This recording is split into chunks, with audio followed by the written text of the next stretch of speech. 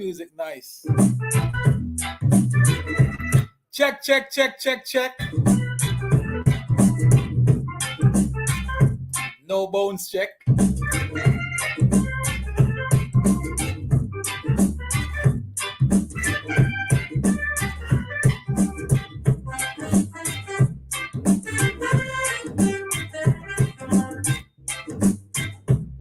Sister Joan, you're in the building, huh? Kedroy Thomas, you're in the building. The great Sanjay is in the building. Keisha Makatak is in the building.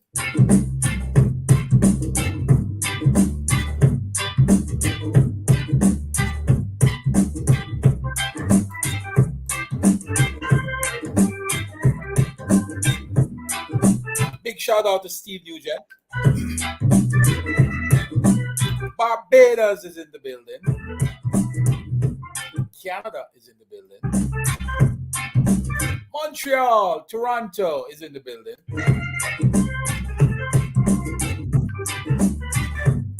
My friends over in BC is in the building. I see St. Lucia is in the building.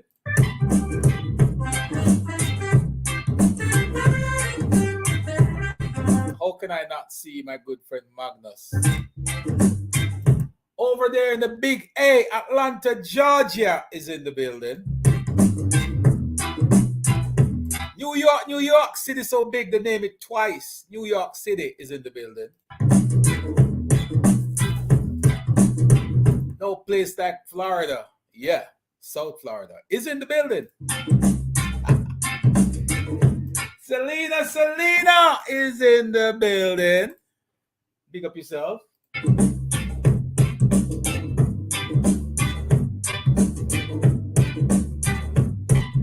And I see my Kingston people is clocking in. You know, we don't get started until we hit 100, right? We're at 35, so let's crank it up to 100, right? Chuck Finley, the man is in the building. Selena. Bartley Swaby is in the building. Anthony, not morning. Anthony is in the evening. Anthony Evening is in the building. Big up yourself. Again, Atlanta checking in. Big up yourself.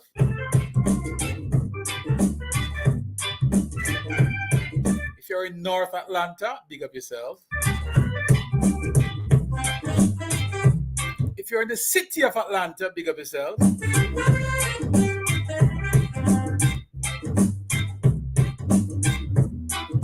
Sister Joan, what's going on with you? Big up yourself.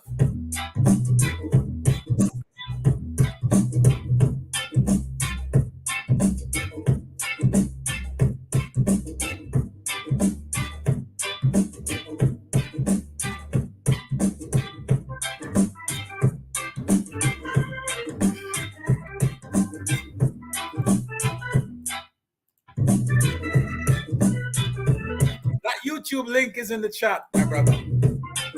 Angela Martin, big up yourself. Clifford, what's going on, my brother? Aaron Dixon, big up yourself. Big up yourself. Tell a friend, tweet a friend, tell a friend we're live. The chopping block is back in full effect.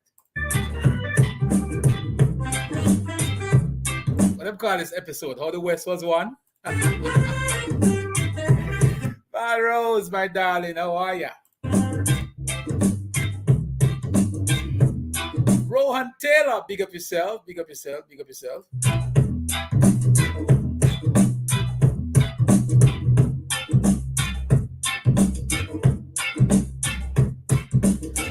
What do you call this episode? How the West was won?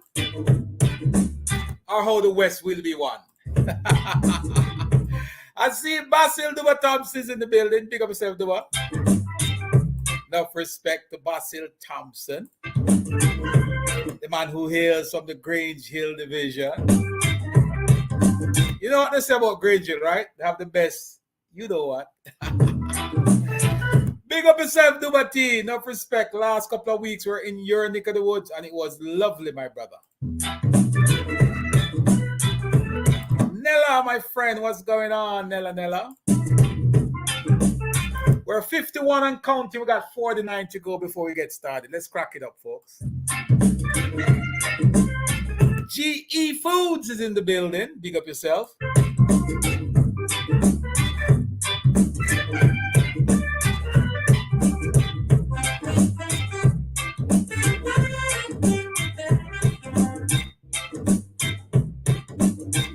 Yeah, man, we're on the YouTube channel. We're live on Chops Media on YouTube. Can anybody post that link in the chat, please? So we're featuring some folks from the West. We'll be talking to two council caretakers from Westmoreland. Somebody said this is how the West will be won, right? Or is it how the West was won? Some people give up on the West. Say that again.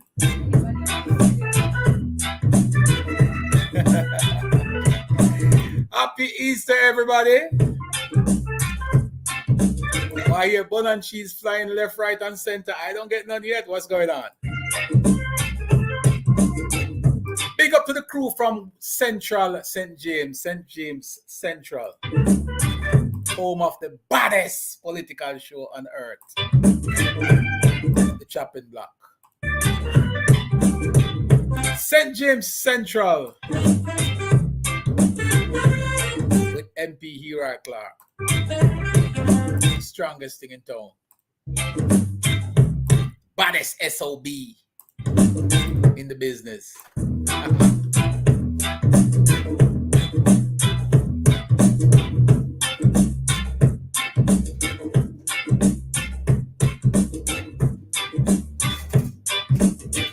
Samuel Campbell, big up yourself, my brother. J Ham, I see you in the building.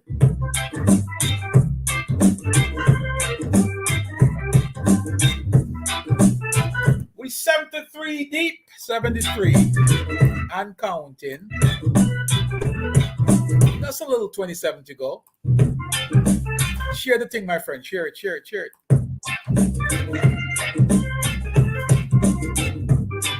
See, my friend from Germany is in the building.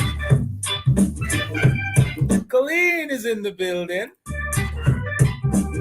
She does share that YouTube channel. Thank you so much, my dear. I'm a rum bar friend. Them coming over. I ain't see my friends from the rum bar yet. What's up? You know, we ain't getting started until you guys are over here, right? Miss Johnson, you're in the building. Big up yourself.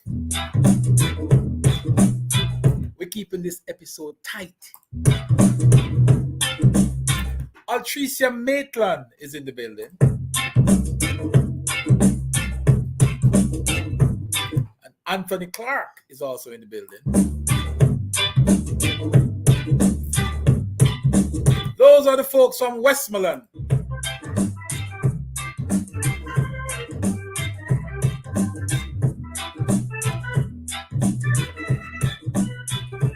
Sheffield Division, I see you coming out in numbers.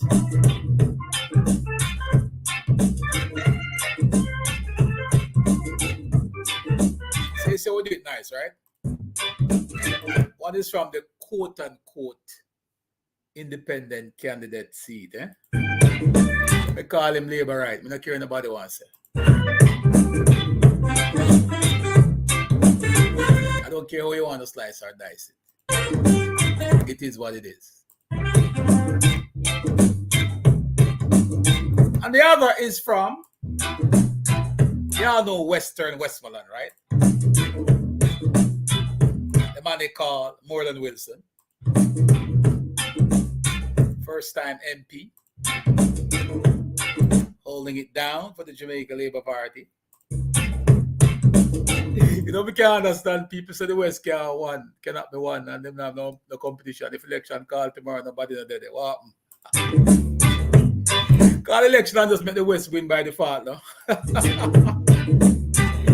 I want to challenge some of these people with these numbers and these positions and these issues and let them speak to me about, how them come to them conclusion. But anyway, we have some candidates here that we're going to talk to. Because things are happening. Good things are happening. Positive things are happening. And it's all over the world that Jamaica's microeconomy is going to boom. There's no doubt that the macro economy is doing exceptionally well. So we only got about 17 to go before we hit that number, 100. Share the program. Selena, we see you. Mr. Murphy, you're in the building. Big up yourself. Annette, how you doing? Maurice Campbell, big up yourself. Bridget Watson, what's going on with you? What you said? Big up the MP. Yeah, man, big up the MPs from the West. Big up the Central St. James MP here at Clark. We talk about Westmoreland, we still have to talk about Hira, right? That's his tone. Well, let's big up the team from Westmoreland.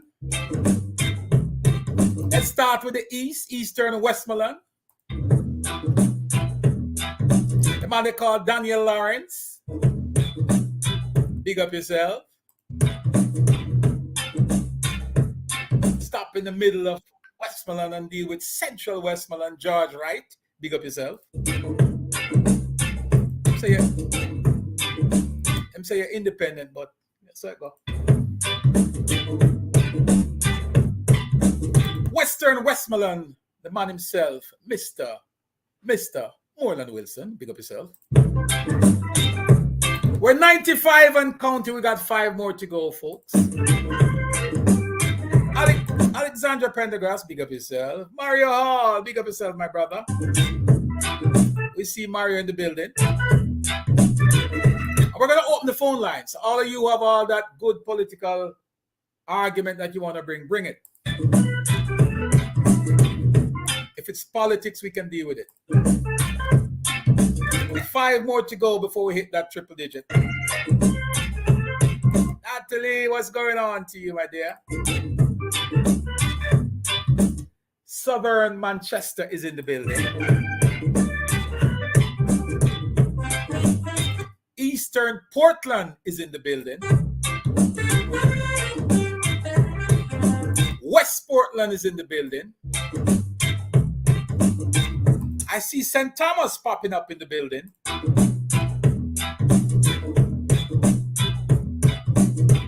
I like that, Magnus. Mario, big up yourself, my brother. Selena, enough respect to you. Big shout out to Rhoda Moore Crawford. Big up yourself. Getting Senior, I see you, my dear. Southwest St. Elizabeth representing. Yeah, man, good idea. Post where you're coming from. Post your constituency. Post your country.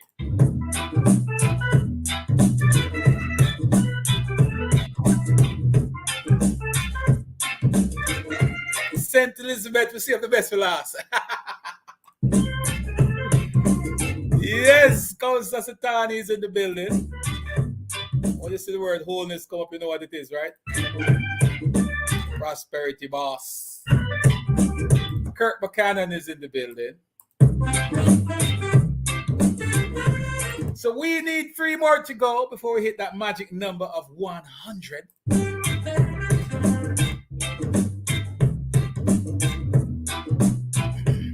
And then we'll take it away.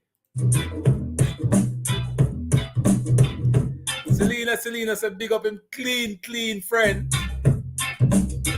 Prime Minister Andrew Holness. He's in the building.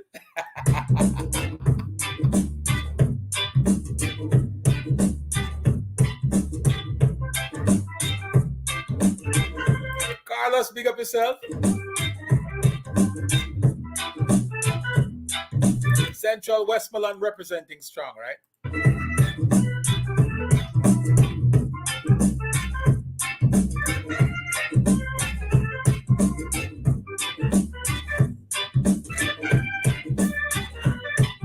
So when you see these people coming out, you know what time it is, right? We got 2 more before we get started, right? And folks, like I've always said to you, we always have surprises, right? Selena, you're bigging up yourself. You see the first lady in the building? Are you for real? Did someone say the first lady is in the building? Big up yourself. Big up yourself, Deputy Speaker. She's in the building.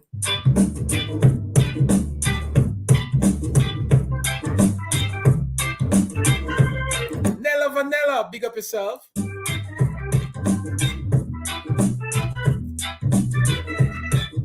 Northwest St. James. Nella, you're representing Northwest. Big up yourself.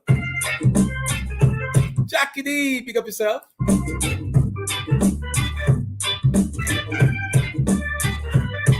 All right, so we're at 104, we're counting. And as we promised, when we hit 100, we're not going to delay. We're going to get started because we love to get into the politics and get into what's happening.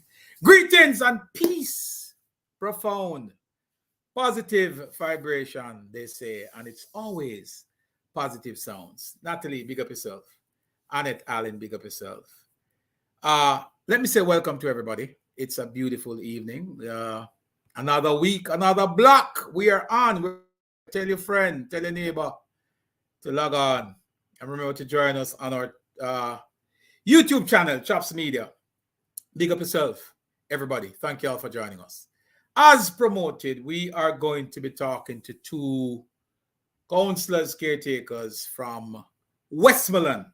No place else than Westmoreland. What the best place to start, if you want to start talking to some councillors and get a good understanding of what's happening on the ground. Because, you hear this conversation about nothing going on. And the big economy is bubbling up, but the small economy is not feeling the pinch. So we want to talk to these guys they're not councillors, they're councillors caretakers. So they will basically just see what's happening in their areas, look at what their MPs are doing, and look at what the country is doing overall and how is it impacting the people that they intend to serve. Because one of the things that I think a lot of persons sort of miss sometimes is the fact that caretakers are not elected officials. They're really not mandated to do a whole lot. While they sometimes take on way much more than they can handle, they are mandated to really, see to it that the persons who they are intending to serve, they reach out to them and get that level of support. So, I've always encouraged caretakers not to get yourself too caught up in doing what your sitting councillors are supposed to do. So we're going to be joined this evening by Anthony Clark, and we're going to be joined also by Altricia. These 2 persons have been active caretakers in their divisions. And as I said to you before, they are vying to serve those 2 constituencies. So we're hoping that they'll be successful. Junior Clark, he is from the Petersfield division. And that's a division that's George Wright held before. And of course, Miss Maitland is from the Sheffield division. All these divisions, well, not all, but one is from Western Westmoreland, of course. That's Miss Maitland. She's from Western Westmoreland, the Sheffield division. The member of parliament there is Moreland Wilson. And Mr. Anthony Clark, who is from the Petersfield division, which is in Central Westmoreland, and that is a constituency of none other than Mr. George Wright, who, as you all know, is an independent member of parliament there. He doesn't represent the Jamaica Labour Party as we know it. So let me start with the lady first. Let me introduce Miss Maitland. Let me bring her forward here. Mr. Clark as well. But as I said, we're going to start with the ladies first.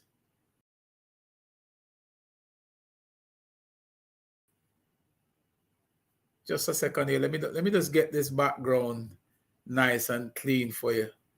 She's all here in her green. She has a green affair today, so she's coming out as if she's ready. She's ready politically. Yes, Miss Maitland is ready. She's all green, folks. Not a problem with that. At least she's ready for the battle. Miss Maitland, I greet you. How are you? All right, so we're not hearing her quite well. I think she has, let's see if we can get her on mute. You need to unmute your mic from your side there, Miss Maitland. All right, let's try that again. Yes, go ahead. Good night. I'm a little tired, but I'm doing well, thanks. Oh man, you know, start working. When the bell ring, that is when you're gonna sit tired. You're just ready, man. Young, fresh, and green, man. How are you? I greet you well. Thank you. Good. So welcome to the chopping block. This is your first time on this platform, and they must have given you the warning that we hit very hard over here, you know, regardless of your political affiliations. You hail from one of the divisions in Western Westmoreland, and your member of parliament is none other than Mr. Moreland Wilson. Now, there's this big conversation all over, and I know you're no stranger to it because you are in the same country that I am, and you would have seen some of the work that has been going on where the government is concerned. Talk to us about some of the projects that has impacted your division, the division that you are vying to represent. Well, despite it all, there's one particular project that I am very excited about, and it's a water project over in Moreland Hill. That is that an area that has been without water for years? Over 6 years. Has never had one of the communities that has never had drinking water. Has never had water. Never had drinking water. And there's a process. There's a project on now to get water into that area. Yes, it's a water bank. Yes, that has been established in 2 areas, two separate locations in that community. And in the next couple of weeks, persons should be getting water. So you're saying that project should be completed in a matter of weeks? Weeks, yes. And when you walk the ground and talk to the residents there and sensitize them about what's coming, what's the feedback you're getting?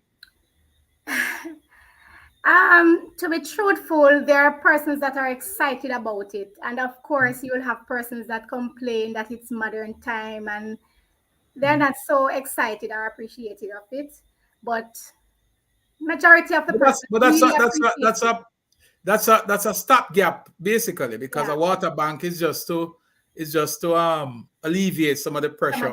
If you're not getting water for 60 years, any water you get, you're going to be grateful for it. Correct? Yes. Well, let me ask you this though: has the member of parliament indicate to you any permanent project that should be coming on stream to? Yes, for that era, I know that there are plans in place for the water bank is temporary to ease the pressure, as you rightfully said, and then there are plans in place for some arrangement with the NWC along with rural water, and that project will be started within a year or so. It should be.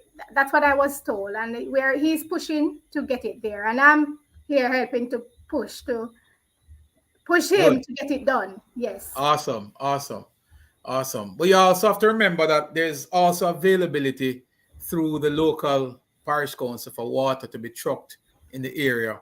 So again, while you push your member of parliament to get a permanent fix for your water issue, you also need to focus on your local representative, your councillor. Most definitely.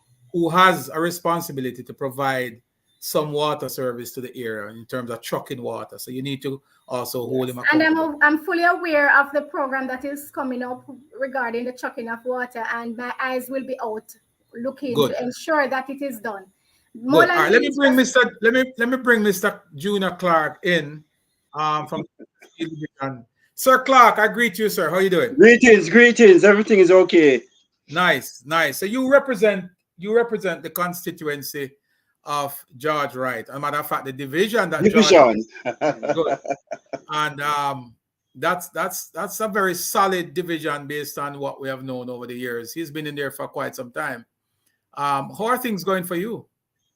Well, I wouldn't say solid because he won it from the People's National Party on the in 2016 election.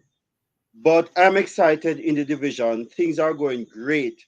There are some issues that the residents had that the minister came and addressed, mainly the road issue, the road Mhm, network. There was the community of Welcome. You could not access it by motor vehicle. And mhm, Minister Warmington came.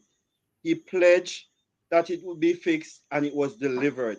I'm just coming from that area and I can tell you it took me like 10 minutes. A journey which would have taken like an hour because we got that road sorted out. And not only the Welcome Road, but I have to big up the people in Shrewsbury Logwood because they had been lobbying for road. And I can tell you now, anybody in that area they have better roads than the Savlamar Road mhm, because it was sorted out by the of Minister Warmington. mhm. We have a few issues that we're working on, but I'm telling you that the feedback on the ground as it relates to the work that has been done so far by central government through the member of parliament, the people are grateful and they are happy that at least someone has finally heard their cries. Because I'm telling you about a road network that has not seen any form of patching or improvement since 1989. Wow, wow. What area are those? What are the communities we're talking about? I'm talking about the community of Welcome, Mhm. the Porter's Mountain, the community of Welcome to Porter's Shrewsbury Mountain. Logwood, Yes.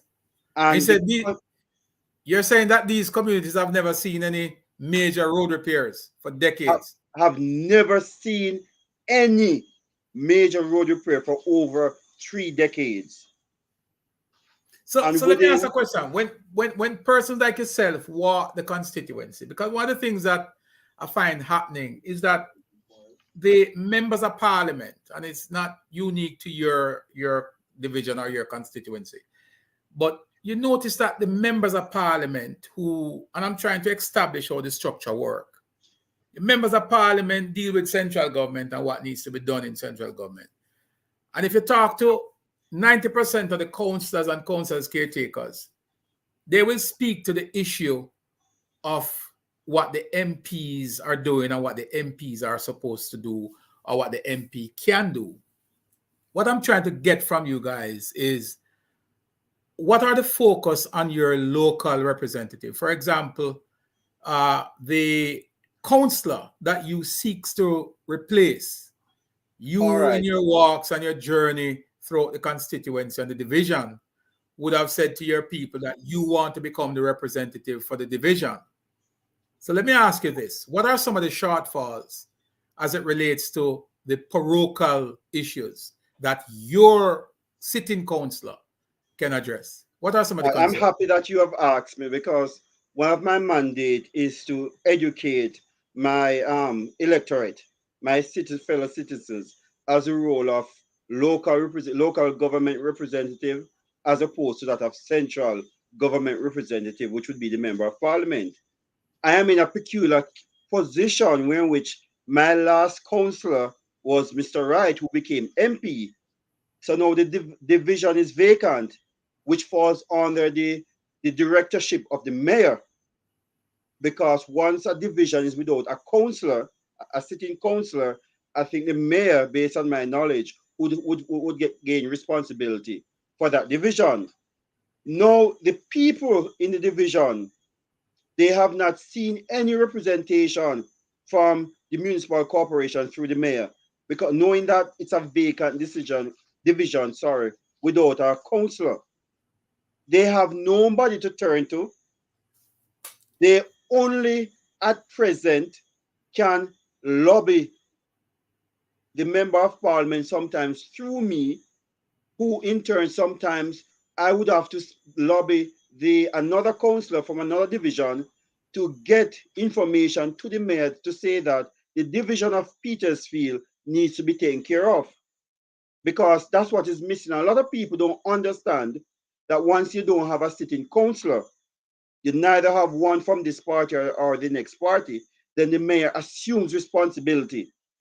I Yeah, don't but even in think the mayor you recognizes have a that. very unique position, you know, Anthony, Yes, because your MP, your councillor is now an MP. So yes. you're really at the mercy of a PNP led parish council. Municipal So corporation. your representation is really from a PNP standpoint. Now, my question to you though, I'm gonna ask this question of almost every council that comes here, Mhm, council caretaker that is, because mhm.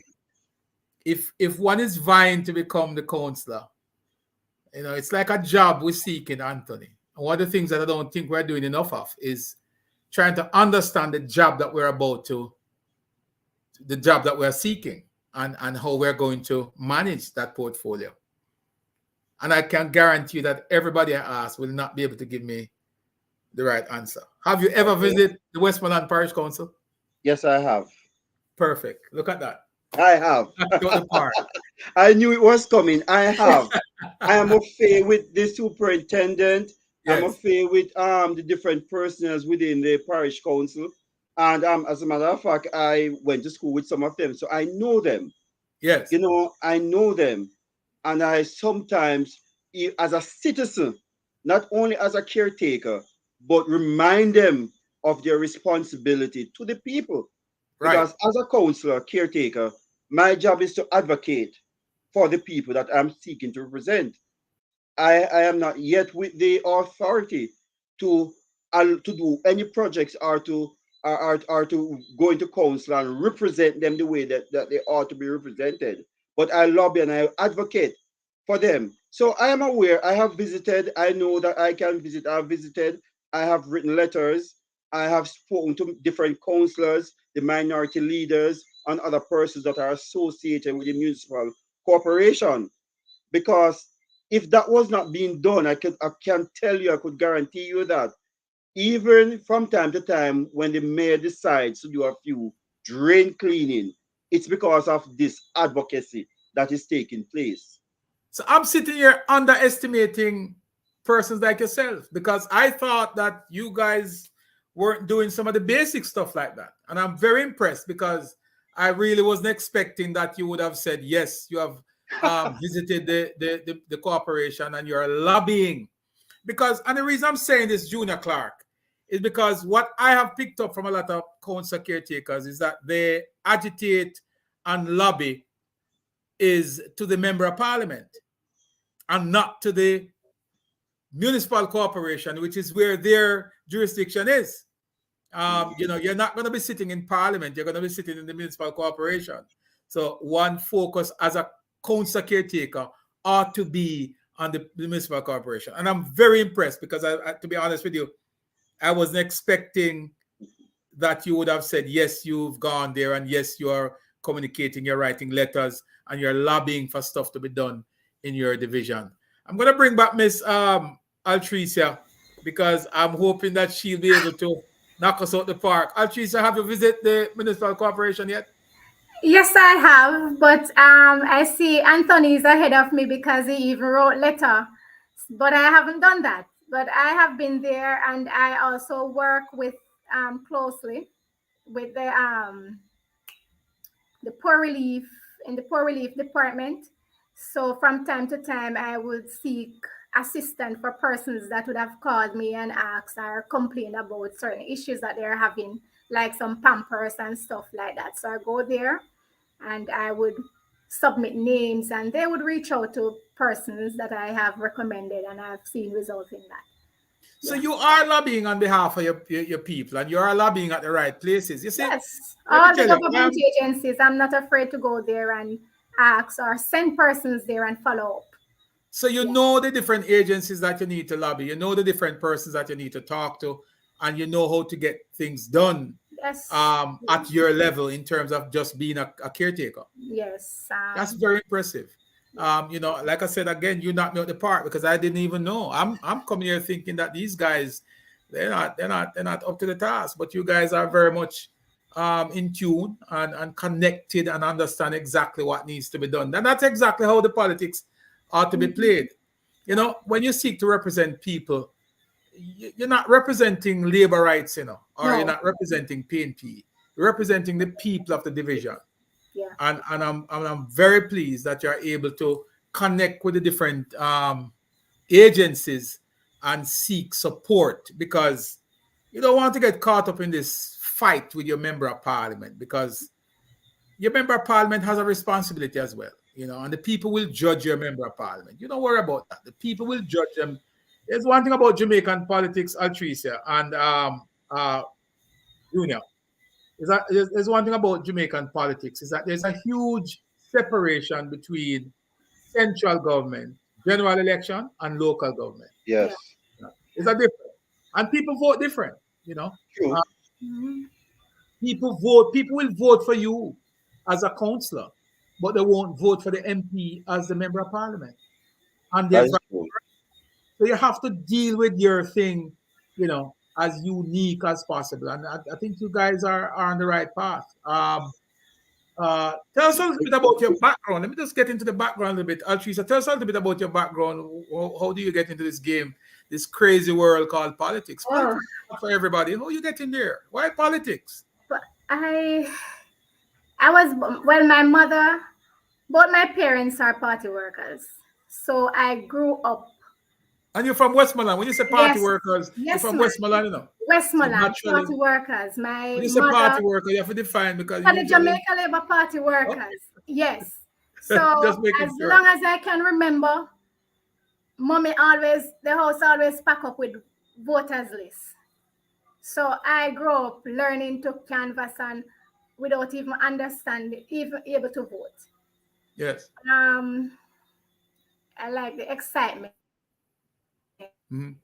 I hide a few times and few times and campaign.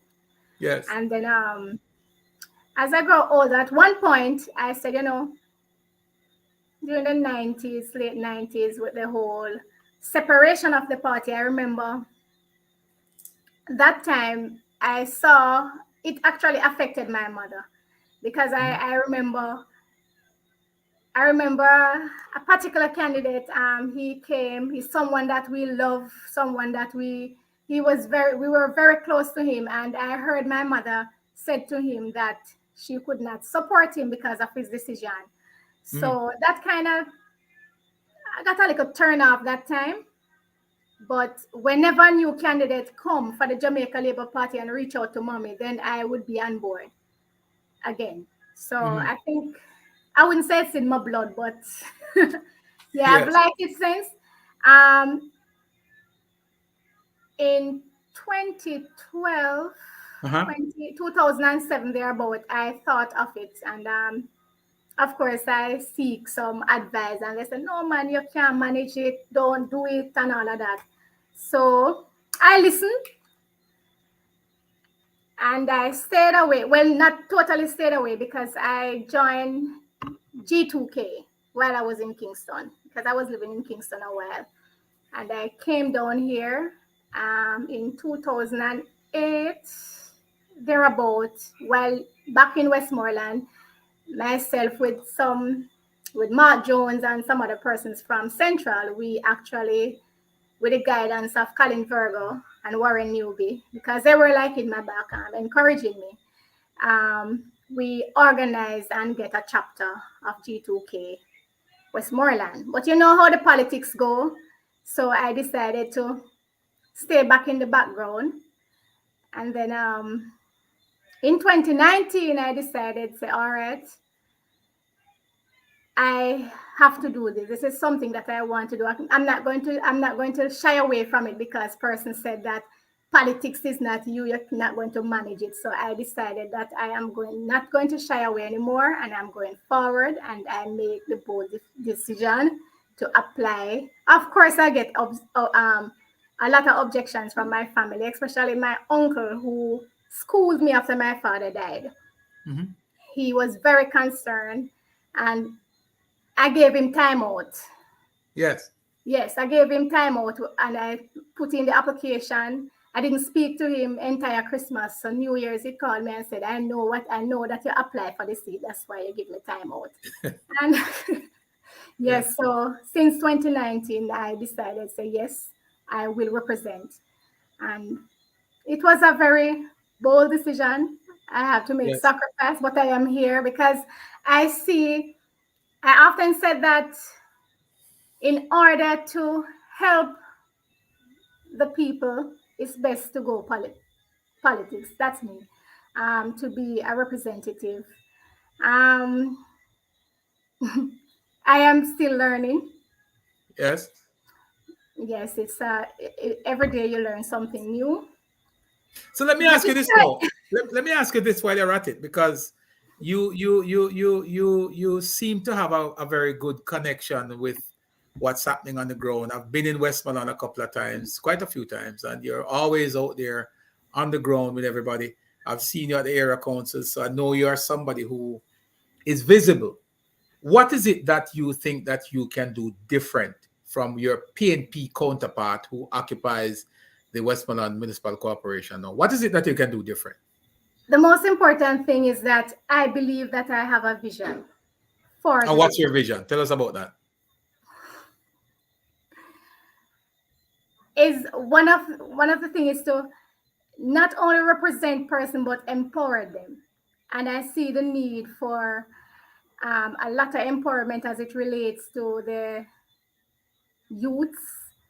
When you look at the basically the infrastructures and stuff, and if and there's great potential in Sheffield Division, but you have to have a plan to kind of lick me here. So kapwa to wala lang You're on mahangin. it. You're doing great. You have to have a plan. I mean, anybody Yes, who I do. wants to represent, you have to I have a do plan. have a plan, but And I know you have a plan. I I can saw tell you, your but not here.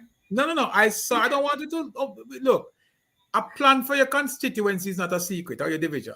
Don't follow anybody and tell you, oh, it's a secret. I don't want the PNP to Hmm. hear my plan. Nonsense. Yeah. Your Okay. people, for them to vote for you, Altricia, and to take you serious, they must know that you have a plan for them to be successful.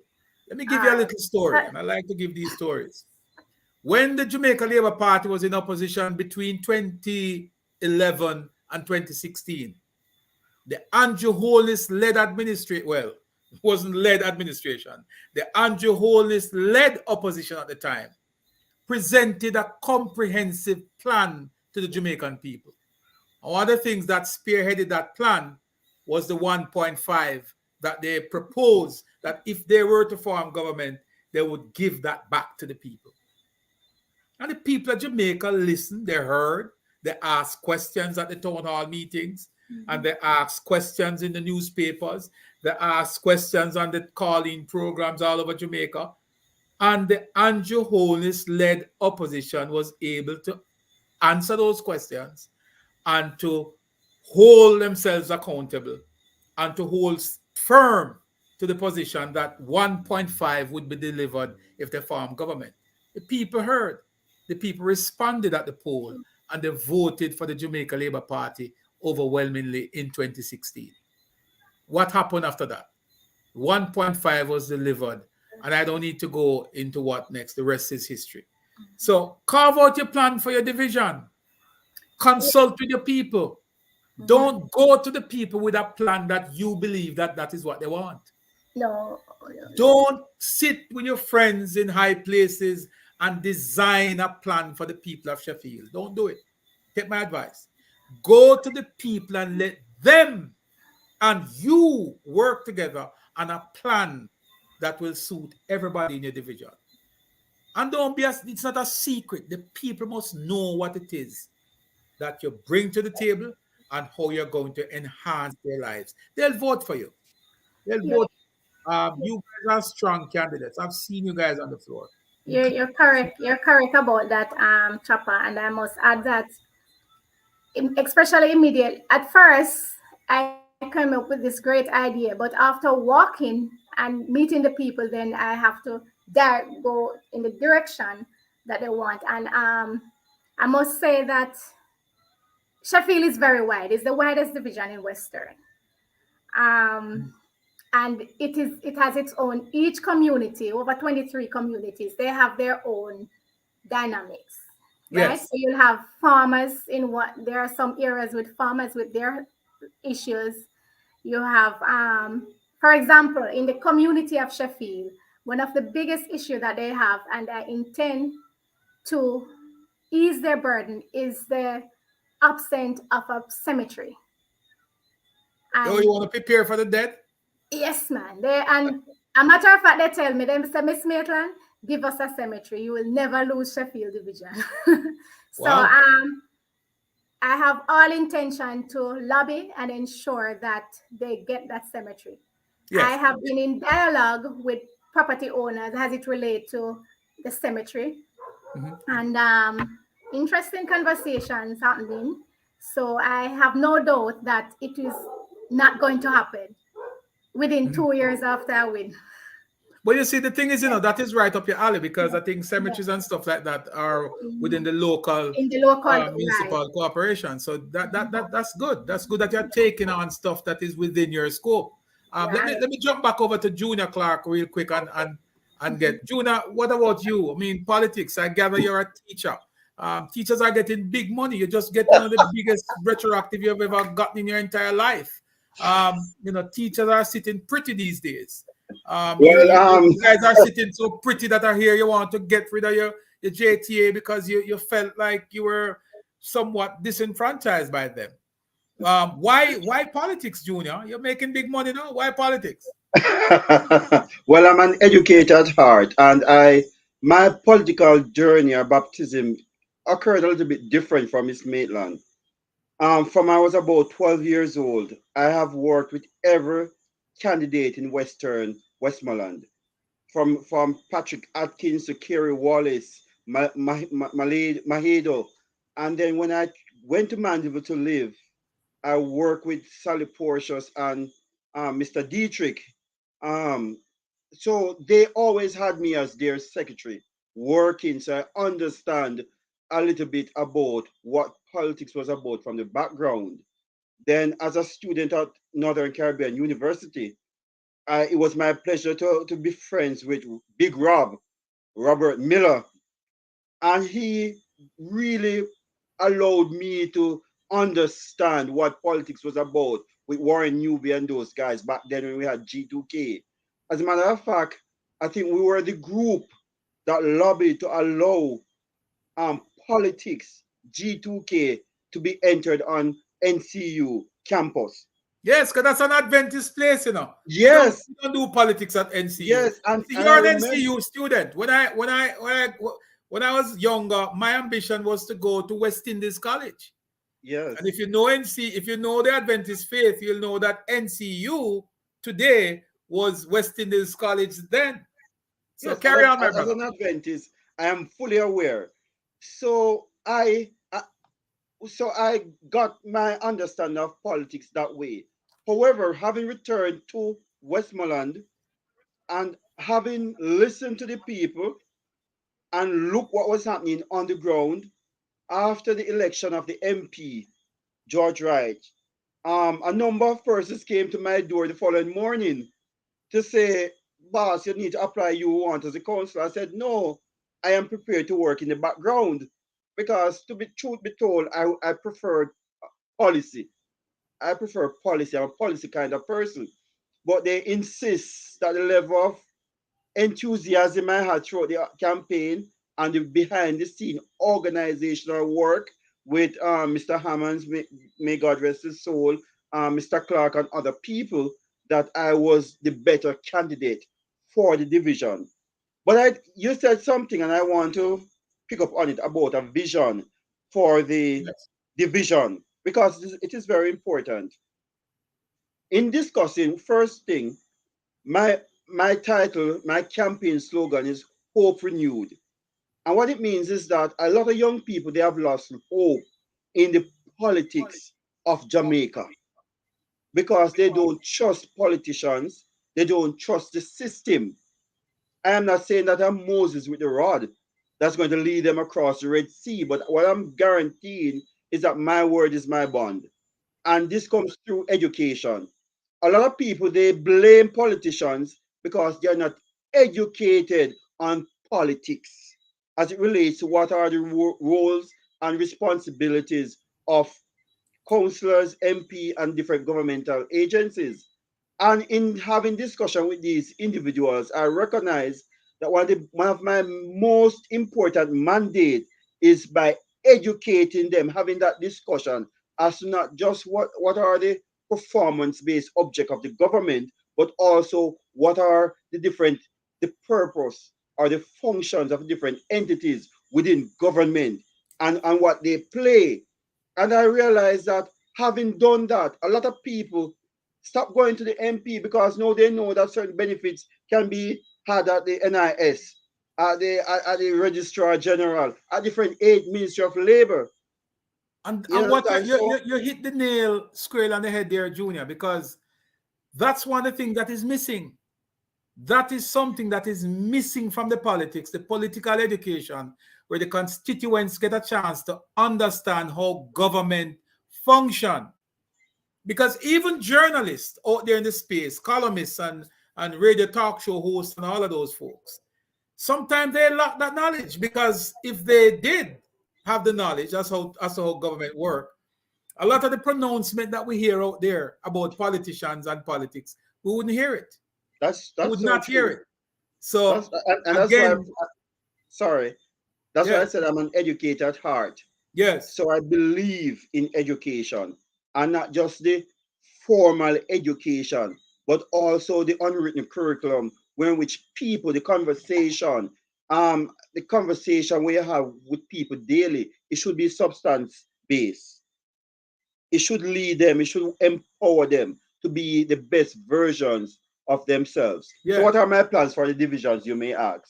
yes, When I was vying for the seat, I told them, and I have kept my promise, that one, I don't make promise. I didn't keep my promise. I make commitments. But I believe that the only way you can determine if a councillor or an MP is successful is if there's a measuring stick, if there are objectives that the people know, and the people can measure them at a particular time to say whether or not they have met those objectives. So my plan is to create a a community development chart or plan for each community, to have these meetings with community members to hear their concerns as to what is the single most important thing they want for their community. And after listening to different communities within the division, I now come up with a divisional vision board, where which will be something that is visual, and can be recognized, and people can speak about it, and people, it will be time frame, time bound, so that if it is to get a community resource center at the end of my tenure, and I go back to the people in Logwood, because this was the discussion we had. They can say, well, Mr. Clark, well, you said we were going to get this, and we got it. And it's not just to have one meeting with them, it's to let them be a part of the process, part of the writing of the letters, part of the update, part of the calling, because they have to be a part of the process. I don't want them to see me as an individual who will answer all their problems. I want them to see me as an individual who will lobby and advocate on their behalf and provide feedback as it relates to their concerns. So there you those go are just some again. of the issues, some of the things I plan to tackle Yes, going forward, which I have been doing so far. and that's great. That's great, Junior. It's great. And again, I'm very impressed with the conversation with you guys, because if you had asked me, how far do I think you guys are in terms of understanding your role and function, I would have said you were way behind. but I'm pleased that this conversation has brought out in both of you a level that I didn't know exist. I didn't know that you guys were so advanced in your thinking and in where you are politically. So I'm very happy for that. And I'm hoping that Jamaica, and especially the persons in your constituency and the persons in your respective division, is listening tonight, because it's important to go out there to vote, that you know who you're voting for and why you're voting. And these two folks, these two guys are presenting themselves as be somebody who is ready to take on the responsibility of leading these communities. And I'm sincerely hoping that, in very short order, you'll get the mandate and will be able to represent them at the local level. Let me ask you, Altricia, you tend sometimes to come across as a firebrand down there in Westmoreland. When the promo went out with your name on it, a lot of persons said, "Wow, boy, I like her energy. She always vibrant and active." How if an election were to be called next month, will you go to parish council, or it's just talk? It's just hype. Uh, I must say that the road to parish council down here is very hard, but I have all intention in going to parish council. One of the first thing I did when I decided that I was going to apply for the seat was to do my research in terms of the numbers. Talk to I us. did that What's in what's terms the number that what's the number bus or car or van that you're gonna drive on to parish council? Talk to me about the numbers. You want figure? Numbers, man. Where are you going? What is it that what's the task ahead of you? What is it that you need to knock Well, off in order to get to parish I council? must say I am a high achiever. So Good. I try to set a high goal. Mm-hmm. So if I fall in between, then I am still on top. Good. So I intend to even get more numbers than what we got in the general election, the last general election. Mm. So I'm working towards that, but it is a challenge. So let's look at parish council. Let's look at the last local government election. Yeah. You remember the numbers you got there? Yes. The candidate got 539. And the current councillor got 1,050. Good. So that's twice the amount. Why do you think that you can overturn 1,058 with a voter turnout of 65% that the PNP got? The JLP candidate back in 2016 got 539, which was a 34.4%. Why do you think that you can increase your numbers or decrease the PNP's numbers? More work on the ground, more walking, meeting the people, connecting with their workers, and also just be visible. Encourage persons to come out. I don't see, and the level of organization. So with those things, I know that I will. But Mr. Teresa, do you recognize though that there's something here, and I want to also bring this to the attention of Mr. Junior Clark as well, is that in Westmoreland generally, and let me just go back to Western Westmoreland. There is a 7,400 electorate or more. This was in 2016. And of course, we know that there are migrations, but we know that there are also persons who migrate out and there are persons who migrate in. So there's a 7,458. That's a number of electorate in the constituency. The constituency? In the division, sorry. Yeah. So what happened is that your division only clocked somewhere in the region of what? 19.60% voter turnout. That's the only that's what came out. Small. 1,462. No, I want to ask not just you and Junior, but I want to ask others too, who are of the view that Westmoreland is PNP country. I don't know how we came to that conclusion, because if over the years we have only been able to get way below 50% in terms of voter turnout, how did we come to that conclusion? Well, What say can you, I Jerry? answer that? Yes, please. As a born Westmalite, I think it was a narrative that was said and people believe bought into it because we have not gotten PMP has not been able to pull out 60% voter turnout. So it's not PMP or JLP country. But the reality is that because people had lost hope, and hope is important, Barack Obama ran and the audacity of hope. How dare you hope for something that you should not have had?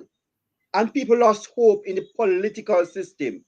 People believe that a vote for the Jamaica Labour Party back then was a Mhm. wasted vote. So they stayed home, even though they believe in the policies and the vision of the Jamaica Labour Party.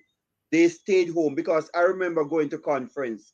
We had to put on a black shirt and put our green shirt in our bag and then go a distance. When we get on the bus, we put on our green shirt because we were not that proud to be members of the Jamaica Labour Party. But I think one of the greatest things that has happened to the Jamaica Labour Party is the visibility of our leader, the most honorable Andrew Holness, and his connection with people. And not only that, the new set of MPs that came in, and we must pay homage to those that have laid the foundation. But the new set of MP that came in that resonated with the people, that spoke their language, that they could see, that they could touch, that they could reason with on the corner, and can explain the policies of the government. I think the younger voters, there is enthusiasm. And for the local government, the last councillor won by I think what 1,400. He got about 1,400 votes. Yes. And I think what happened is that the younger people, they want a candidate that they can connect with, a candidate that doesn't promise them things that they know will never be delivered, but somebody that is honest, has integrity, someone that will work with them, a candidate that will empower them. And we have to focus on those, because we have our bases. Both parties have their Mhm. bases. So we're not just relying on the base of the Jamaica Labour Party. We're relying on these younger, educated, dynamic individuals that have turned 18 and above, who want the conversation. When I enter a community, I don't ask, are you PMP or are you JLP? Very I have good. this conversation with them about politics and the importance of politics. Because the first thing they'll say, Chopper, is, me not politics, politics now got now do nothing for me. But when you ask them, what is it you expect politics to do for you, they can't give you an answer There you go. because it's just a saying.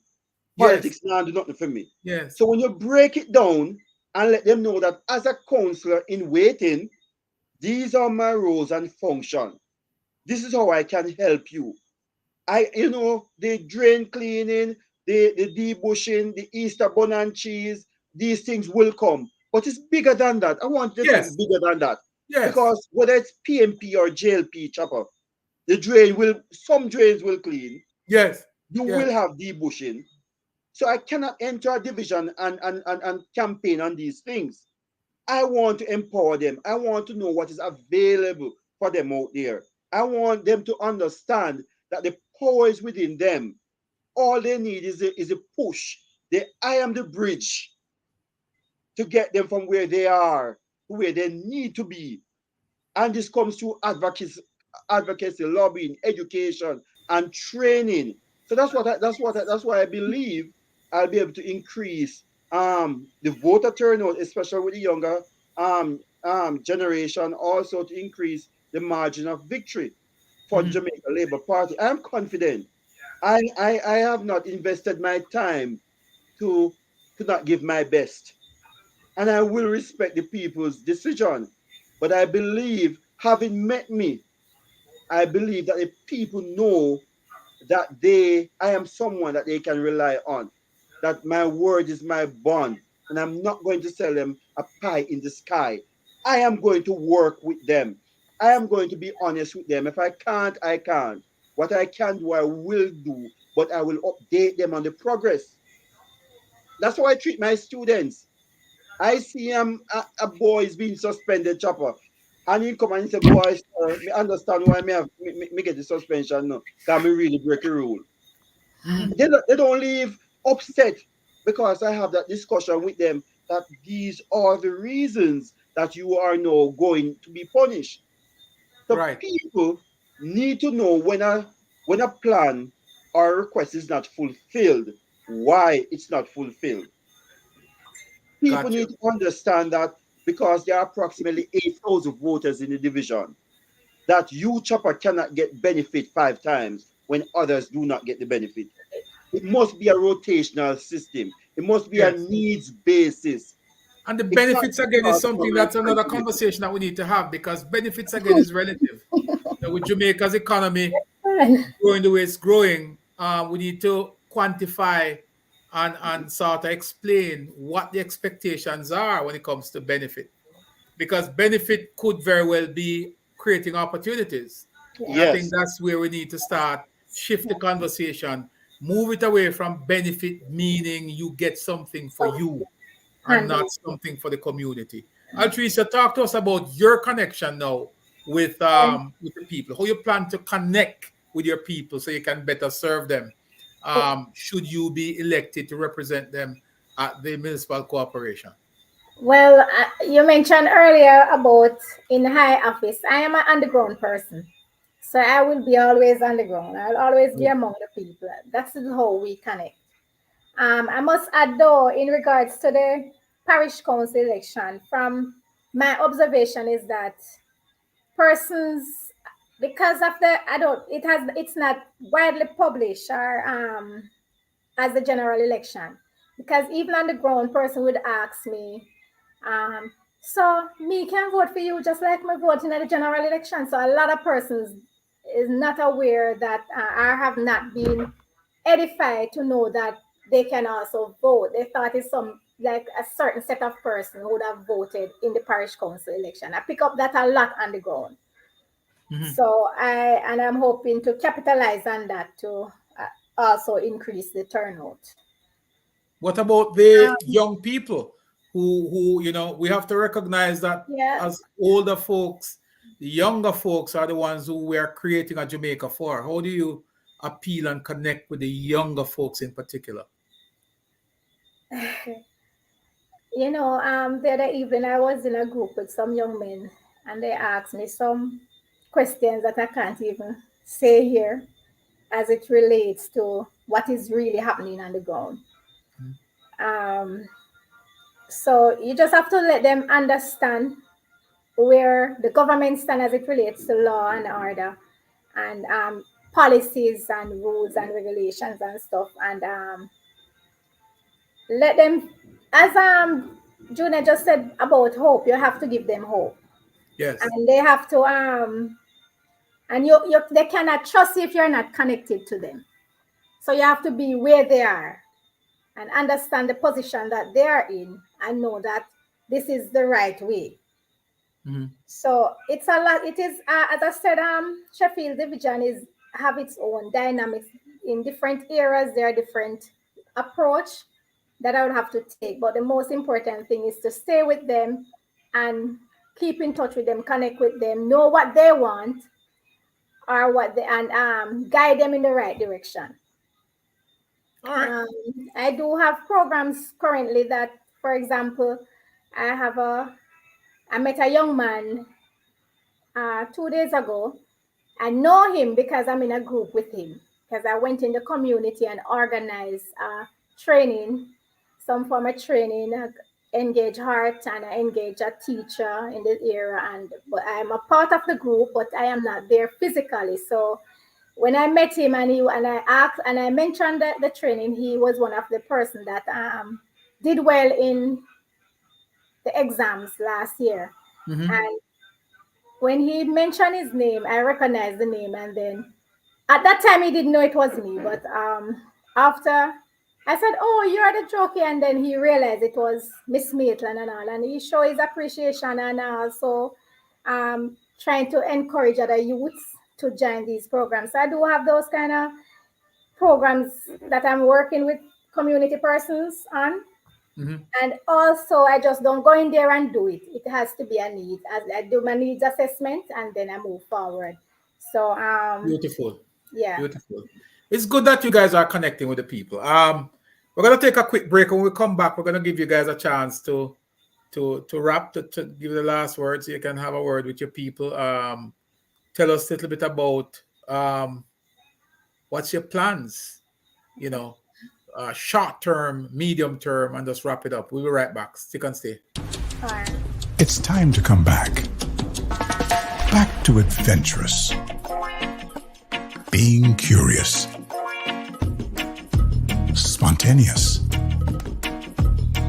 Back to where it all began. Dare to be bold. To be fantastic.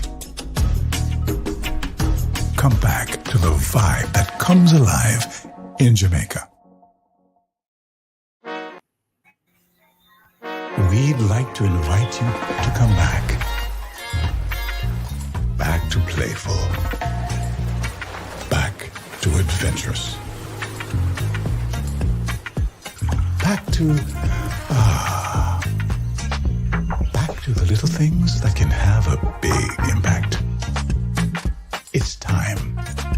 Come back to the way you always imagined it. In Jamaica. All right, so welcome back, everybody. Thank you for staying with us. We still have Miss Maitland and we still have Mr. Junior Clark with us. Junior, Yes. you guys blow me away, man, because I really thought you were a rookie. And you didn't understand the lay of the land, but I'm very impressed that you guys and you understand the lay of the land and you know exactly what to do, how to connect, how to stay with your people. Ms. Maitland, you spoke extensively about connecting with different agencies that you can guide people into how to get assistance and you know, in cases where you can lead them to those assistance. Those are impressive, and I hope other counselors and counselors caretakers are listening and will you know take cue from that. Let me ask you, Junior, your folks in your folks in Petersfield is watching. You have the last word. Go ahead. Yes. I my constituents. What I want to say is that I am bringing leadership not just to the division but to the municipal corporation. I'm bringing advocacy. I'm bringing my support because I believe in servant leadership. I am not you. I'm not the head. You will be my employer. I will be your employee. So I'm working for you, and I believe that the only time politics comes into play is when we are campaigning for the seat. As an elected official, I will be there to represent everyone, whether JLP, PNP, or those who have not decided to vote for whatever reason, because I believe in the sustainable development of this area, of this division. And it only can occur is if we unite as one, is if we have a plan and we stick to the plan and we work as a team. Westmoreland, Petersfield Division is a team.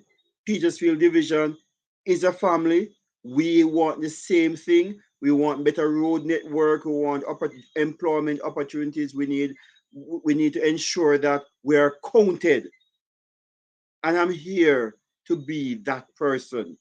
I'm here to be the bridge to get you from where you are to where you want to be. Because as a child, being born in this division, one, I never thought that I would be an educator based on where my parents started out. If I had subjected myself to that norm, then I would just be another guy on the street. But with hope, with a dream, with a plan, I was able to get an education in which I can provide for myself and my family. And I want that for every household. I want to ensure that every household can provide for their family. I want to ensure that every household has an opportunity to improve themselves. So that's what I bring to the table. Hardworking, dedicated, and those who would have known me from the education system would have known that irrespective of everything, I'm a hard worker. I am an honest person. I have integrity, and I will do what I need to do to get the job done. So what I'm saying to the people of Westmoreland Central and Petersfield Division is to not vote for me because I am just someone on the card, but vote for me because I represent your best chance of getting the job done, of having your voice being represented in the municipal corporation. Because Chopper, finally, I know it's time bound, but a lot of people don't understand that if they don't vote for a councillor who will go to the municipal corporation and speak up and stand up for their division, then it makes no sense. I'm not vying for an additional paycheck. I am vying for an opportunity to go there so that I can speak for the man in Logwood. I can speak for the man in Content, in Grange, in Bullet Tree, so that when they speak to me on important issues, I can raise it and I can provide feedback to them. A lot of people don't know that is a part of our job, or the councillor's job. And that's where the change will occur. And that's why I want them to vote for me, because they will understand, see a difference in politics in Petersfield Division. I couldn't say it any better. I couldn't say it better, Junior. Well said. We appreciate the time. Let me give Miss Maitland. We always say we save the best for last. You have the last word, Miss Maitland. Your folks over there in Sheffield is listening to you. Yes, Sheffield Division. You had asked me my background, and I didn't mention that one of my strengths is in agriculture. So I work very close with the farmers, and those farmers in Sheffield Division and in Westmoreland and a whole knows me know that it was very hard for some of them to accept the fact that I am political. So I don't look at colors when I represent and when I have to lobby or do anything for anyone. I do it because there's a need. And I intend to display that type of, I wouldn't say politics, but that type of representation when I win. So I am there for everyone, and I am there to represent everyone. I consider myself a strong person that is willing to listen and address the needs as much as I possibly can. I also have this strong belief that I should teach a man to fish. That's one of my philosophy, and I intend to encourage person in that, and in so doing, I will try my best to empower my constituents. And of course, in a nutshell, just as short as I am, I'm going to just keep it short. I will represent you to the best of my ability and stand up for you once it's it's the right thing to do. Yes. And of course,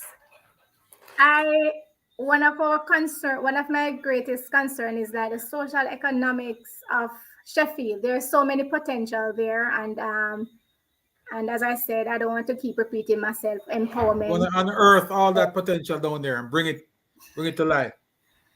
All right. So agritourism.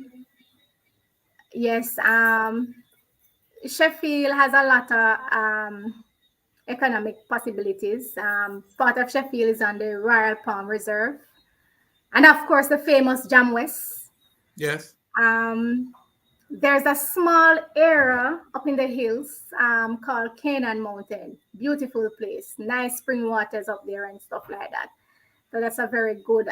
So there's a lot of potential as it relates to agri-tourism, community tourism, and stuff like that. And this will help to kind of build the economics, because we know that sugarcane was one of our Strong point. Yes. Right, and it is dying. But there are other there's a lot of possibilities here in Good. Sheffield. Of course, the Good. sea, yes, the fishes. Good. So I intend Awesome. to lobby and get those. Awesome. Well, there you have it, folks. Thank you, Miss Maitland. I think this was very impressive. Mr. Junior Clark, I appreciate you guys coming through. Looking forward to bringing you back here so we can have more discussion when it gets closer to the political season. Now we're having Definitely. conversations about, just natural things in in the divisions.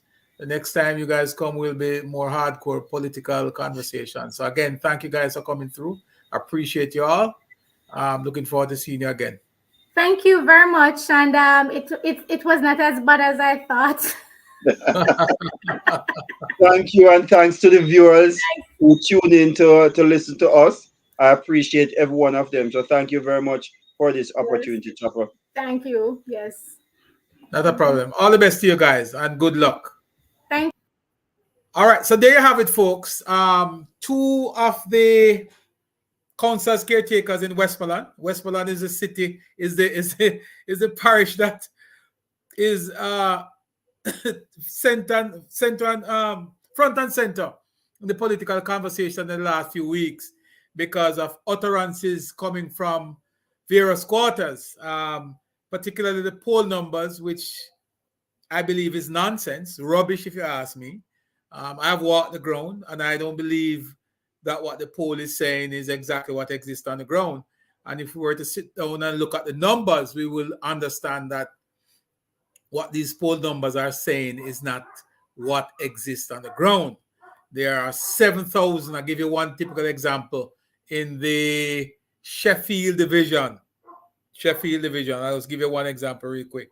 Sheffield division has a total voter in the last local government election, 6,000 plus voters in there, and only 1,000 plus came out.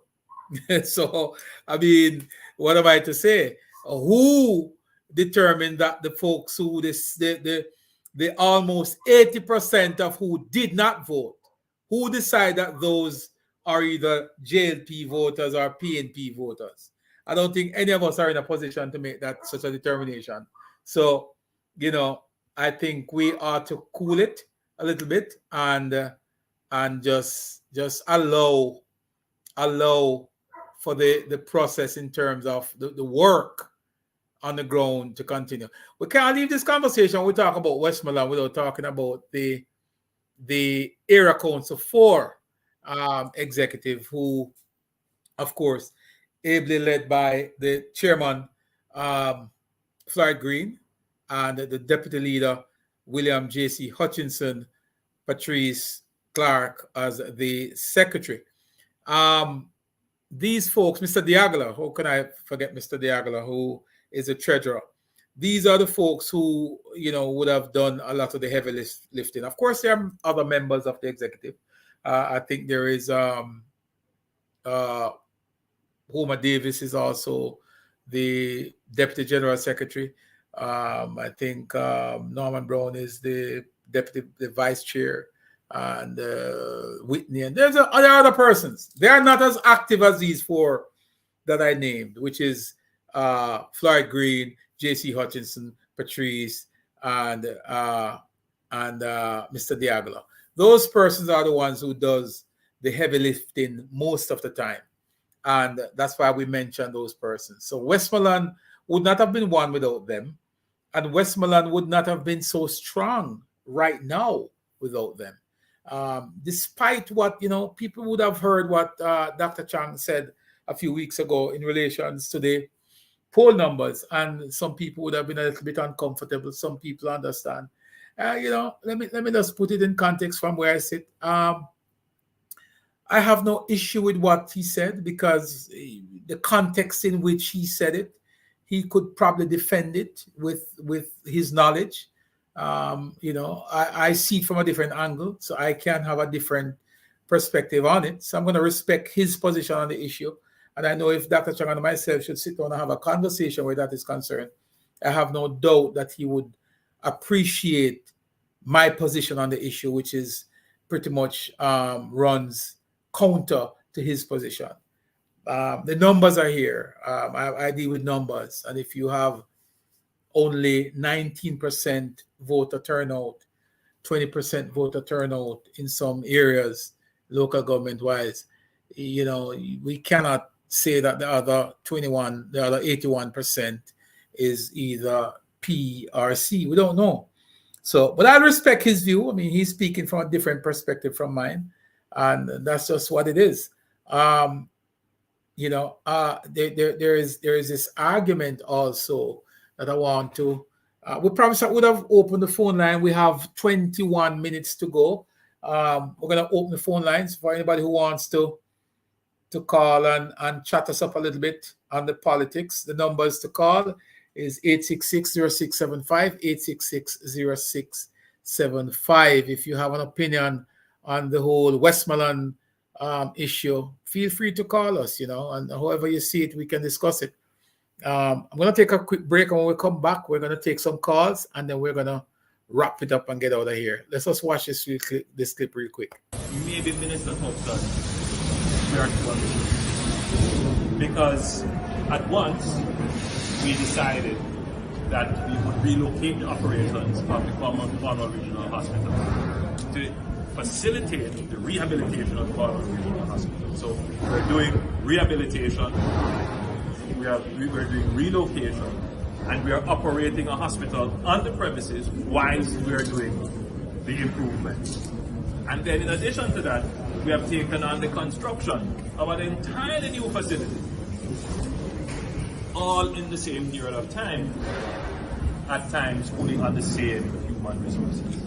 Implement effectively, which at the implementation stage, it's not just the management, but the workers themselves. Tie the steel quicker, apply the paint quicker. We need that to be a part of our culture. Just as our running fast is a part of our culture, we celebrate our boys and girls jumps, getting maybe Minister Thompson, we are All right, so you saw that clip is one of the clips that you'd have seen on social media circulating of the Prime Minister's visit to the major projects in Montego Bay. I know he mentioned he would have gone to the airport and would have seen the improvement at the Sangster International Airport, where additional runways or improvement on the runways are being completed as we speak. He would have also visited Cornwall Regional, where extensive work would have been done to restore the structure of the building, and they are now moving into the second phase, which is to put in the plumbing and electrical, and also the partitions and wards and other rooms and so forth. So those are some of the extensive programs that the Prime Minister saw while he was here in Montego Bay in St. James. He also visited the Western Children's Hospital, which is where obviously that particular clip came from. The Western Children's Hospital is going to be a game changer. That's going to be 220 plus rooms, beds, and that is significant, because when you look at an 8-floor building, it has 8 floors to the back, it has 4 floors to the front, and it has another 4 floors to the side where the nurses and doctors' quarters is going to be. That's a significant piece of work. And these things, a lot of persons didn't know much about them. I think now it is out there. It still needs to be out there some more, but it's out there now that these sort of developments are taking place in Jamaica. A lot of persons, we've had some discussions, political discussions over the last few weeks, and people are still of the view that Jamaicans only care about bread and butter issue. And I beg to differ. I believe that Jamaicans are now at a position where they are capable of voting on issues. I'm not saying that we are where we need to be in terms of, what percentage of voters no longer look at bread and butter issue, but look at real macroeconomic issues. Can't tell you what percentage it is, but I can tell you that a significant amount of Jamaicans are now able to connect the macro economy to the micro economy. It is a fact. They are there. I see this person Atkins trying to connect. Let me know if you're trying to get on. You can share that link, Patrice, in the comment section, that if persons want to join us real quick for a brief conversation. We have about 15-20 minutes to go. But yeah, Jamaicans are no longer just voting on basic. 866-0675, 876-866-0675, the numbers to call if you want to weigh in on the conversation. And the question we probably need to ask is, do you think that Jamaicans still vote only on bread and butter issues? Or do you think that Jamaicans are more concerned about, the macro economy? I believe the latter. I believe that Jamaicans are now in a better position to discuss the macro economy. And here's why. Here's something that you guys should look at. Because the country has added somewhere in the region of 128,000 new jobs between 2021 and 2023, we've added 128,000 new jobs. What that means? It means that party workers who would have usually, dependent on politicians to assist them in certain needs, they are now being gainfully employed. And that has a positive and a negative impact on how we view politics. I spoke to some members of parliament who would say to you that, not members of parliament, constituency caretakers and so forth, who would have said to you, boy, there's nothing going on, and party workers and all that stuff. I said to myself, how do you come to that conclusion? Because if it is that 120,000 persons join the employment force, join the workforce, they are now gainfully employed, wouldn't that mean that a significant amount of those newly employed persons would be party workers? Isn't it safe to come to that conclusion? That if there's 128,000 new jobs provided between 2021 and 2023, wouldn't it safe to say that a significant amount of that number are party workers? I think it is. Now, the other part of it is, how does that affect a member of parliament positively? It affects you positively because, of course, the overall picture is that more people are employed. And if you, as a member of parliament, worth your salt, you should be able to claim a significant amount of those. Because if you were pointing your people, getting your people prepared for the workforce, then you could have said, from the 128,000 that have been employed, I have at least 5,000 from my constituency or 2,000 from my constituency who have been employed. The more people employed is the more people depend on you as politicians for handout. Now, again, you have to look at how it negatively affects you now as a member of parliament. In 2021, when you didn't have 128, when you had 128,000 less people employed, your workforce, your party workers were easily, readily accessible. Whether JLP or PNP, when I'm speaking not just on JLP side, it's either party. You could have called on a comrade to put on an orange shirt and then jump on a truck and go blow the trumpet. Very easy. But now you're finding it difficult. And particularly because those persons who a year or two ago were readily available, they are now gainfully employed, and for you to get them to come on the political campaign with you, you're going to have a conversation with them. So when this growth in the economy takes place, it has an impact on the political machinery of both JLP and PNP. Because in 2020, when you could round up some comrades, put them on a truck, and say, let's go palaver in the streets, and at the drop of a hat, they're available, because the economy is doing so well, most of those persons are not available because they are now employed. They're not depending on a $5,000 on a t-shirt anymore.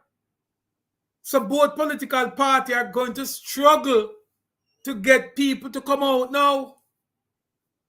And I guarantee that when you go to conference and these other places, you're going to find it difficult to get persons to load up on a truck and come ring a bell or Ugusala. It's going to be difficult. It's going to be harder than in 2020. And this is just by virtue of the fact that the economy is doing better. So when people tell you about the macro economy is not feeling what is happening at the micro, the micro economy is not feeling what is happening at the macro level, we have to put that conversation in context. Because just by virtue of reducing the unemployment numbers, it tells you that the macro economy is the one who employs these people, you know. A lot of these new employments are private sector driven. It's not necessarily government. Government does employ a lot of persons. But a lot of the persons who are connecting from the micro level are connecting through private and public partnerships. They're connecting through private sector employment, and some are connecting through government employment. When you travel from Negril Point to Moran Point, you'll see a lot of infrastructure development, some private, hotels, condominiums. And what is so unique about that is that it takes us back into a period that we saw back in the 80s, when Jamaica was going through that period of redevelopment, when Edward Seaga was building out over 100 and odd institutions to strengthen Jamaica's democracy. We are now looking at that happening today. When you go along the highway, you see Barita is financing mega projects. You see JMMB sponsoring mega projects. You see Proven sponsoring mega projects. That's a sign of confidence in the country's economy. And if ever there was a time when we cannot deny the fact that there's overwhelming confidence, there's a burst of confidence in the country's management, is now. If you've never seen it before, no one, I don't care what your political affiliations are, you could not hold a straight face and tell any Jamaican that there is not confidence in the country's economy. We can play politics all we want, but there are times when we have to put the politics to the side, because the Jamaican people are getting smarter. The Jamaican people are getting smarter. The Jamaican people are more aware. They are more knowledgeable of what is happening. And one of the things that happened in the past is that we keep the people uninformed so you can control them. That ship has sailed. That ship has sailed. No longer can you keep the population no longer are you able to keep the population disconnected from what is happening in Jamaica. Can't do it no more. And every time that people are more open to information, more accessible to information, just look at how Dr. Clark presents his budget in Parliament. Just look at it. Don't take for granted those props that goes into Parliament to break down how taxes are collected, to break down how the economy works, to break down how the budget works, to explain to people what debt to GDP means, to explain to Jamaicans how debt to GDP affects the average man. Don't you take for granted those little pieces that Dr. Clark brought into Parliament.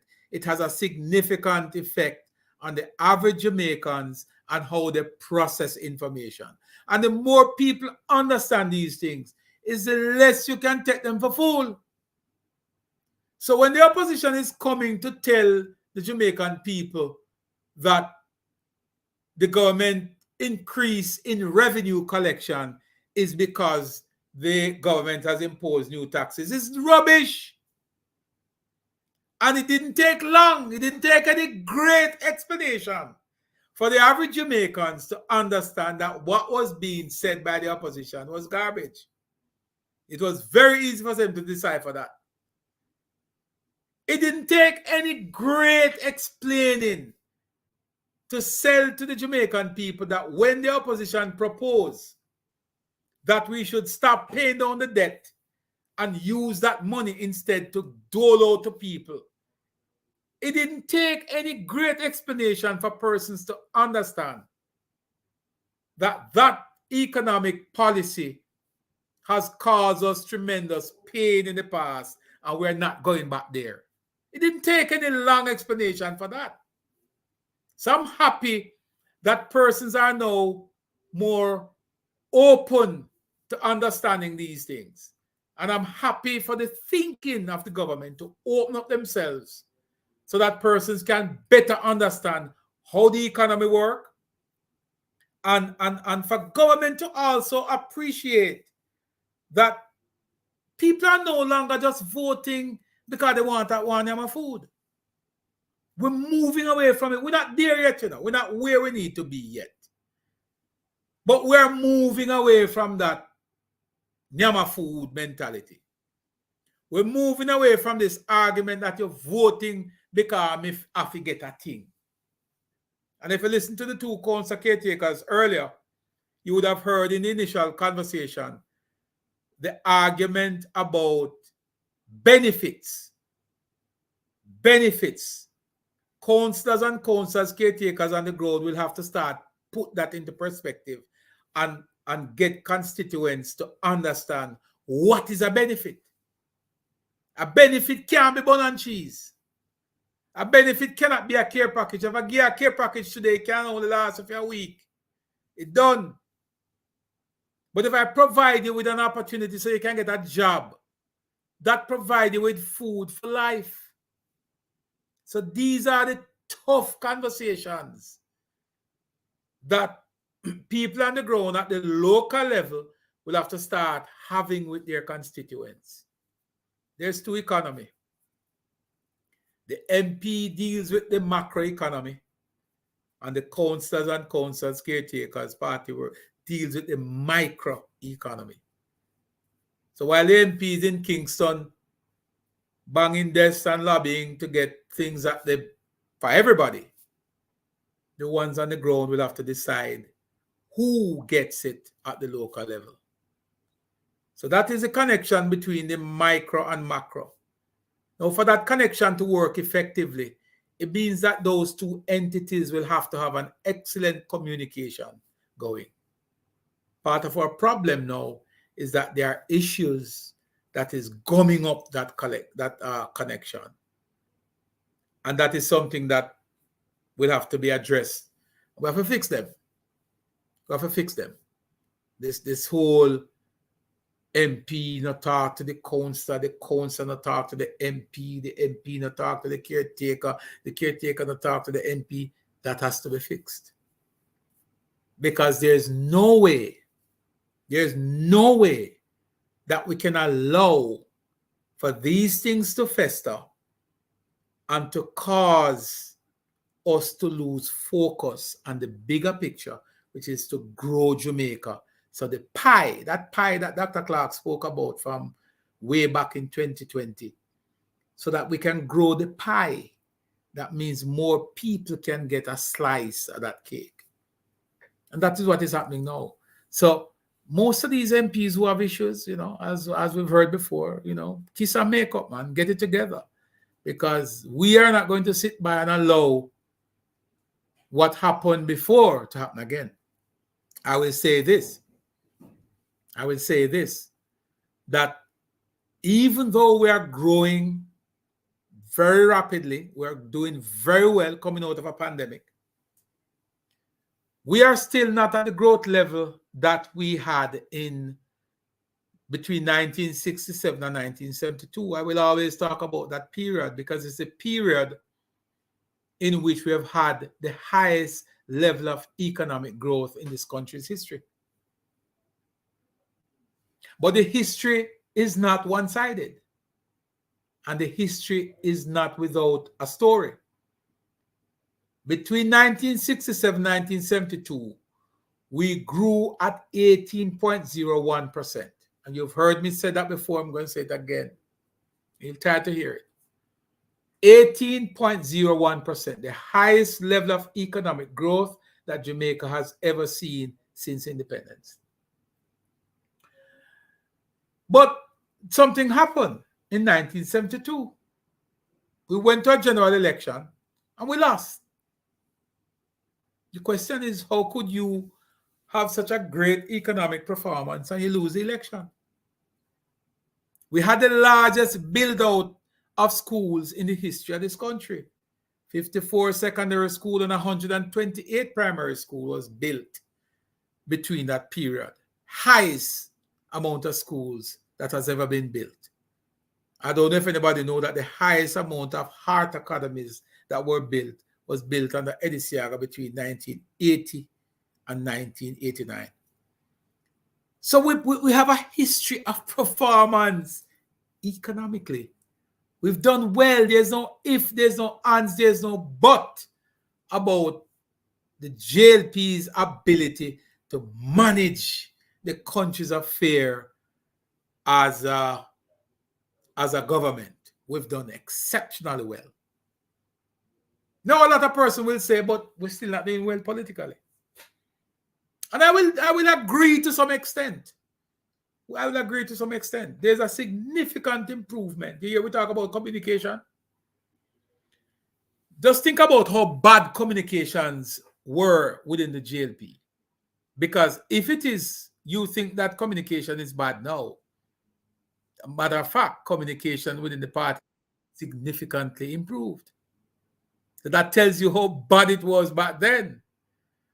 It has improved, and it has improved significantly. But it was just terrible. Now, a lot of people will tell you that they don't know what is happening. And yes, the JLP have a bad history of not talking about what they do. They don't talk about their achievements because they feel like it's not something for them to talk about. It is their duty. And I understand that. I get that. But if the people don't feel, they don't know, they're not going to be able to talk about it. So it's, we still have to improve on how we communicate and how we sell the achievement of the government to the people. It is virtually impossible. I had a discussion with Tyrone Reid on Nationwide recently, where he mentioned that he believes that the country is going in the wrong direction. And I had a problem with that. I had a very serious issue with that pronouncement, because when I asked him if on the basis of crime, if he believes that the country is going in the wrong direction, he said yes. And that to me just drives me nuts, because I just cannot understand for the life of me. How could someone see an improvement where murders are down by 22.2%? 22.2% reduction in murder, but yet you still think that the country is going in the wrong direction. Something is wrong with that thinking. And these are persons with a bully pulpit. These are persons around a microphone. These are persons who have an audience. And if they sell that sort of nonsense to people, what do you expect? You know, Bali Foster, big up yourself, my brother. But yeah, there's a history out there that we have to be mindful of, have to be very careful. And it is important that persons like us remind the government that it is important, very important for us to ride and whistle, walk and chew gum. While we are building the economy, we must make sure that it's connecting. And part of the reasons why some people think, quote unquote, that it's not connecting is because of the communication gap between the macro and micro. And that the gap can be narrowed down to the MP and councillor. MP at the macro, councillors at the micro, and council caretakers. So we have to fix those. We have to fix those little issues. And I have no doubt, and I'm going to say this to you, contrary to what a lot of people might think, I still believe, and I honestly do from my heart, and based on what I have seen on the ground, I still believe that if an election were to be called, the PNP is going to suffer some loss, and they might end up with only 10 seats. If a local government election were to be called, I believe that there is not one single municipal corporation today that the PNP can win. And if anybody has any opposite views to that, bring it forward. I don't believe that there is a single municipal corporation that exists today that the JLP has that the PNP can take away. None. Absolutely zero.